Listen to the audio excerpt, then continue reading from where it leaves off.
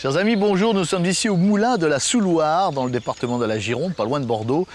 Et c'est un jardin qui est en quelque sorte le paradis de la glycine. Ici, les glycines, elles prennent toutes les formes.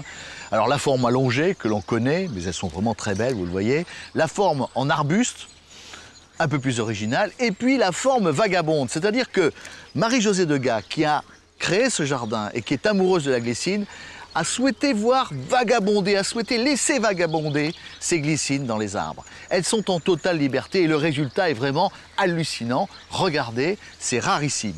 Nous allons, puisque nous parlons de glycine, nous allons continuer à en parler avec Valérie et nous allons voir comment la tailler.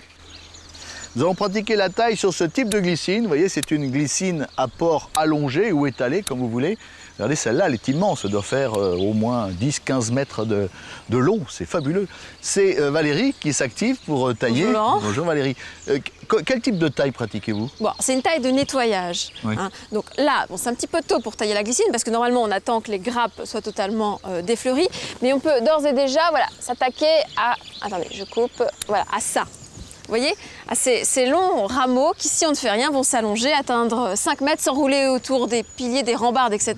Et tordre les barres de fer. Ils n'ont pas de fleurs, donc on peut vraiment les tailler. On les taille à quel endroit? Alors la règle, c'est on les coupe à 2 yeux, c'est-à-dire à 2 bourgeons de la charpente, c'est-à-dire de l'ossature. Bon, si on coupe à 3, il n'y a pas mort d'homme, hein.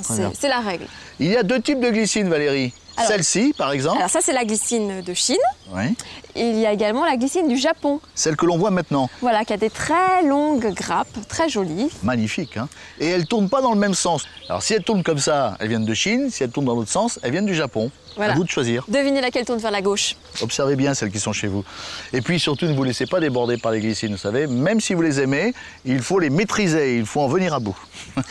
Merci, au revoir Valérie, au revoir à tous. Au revoir.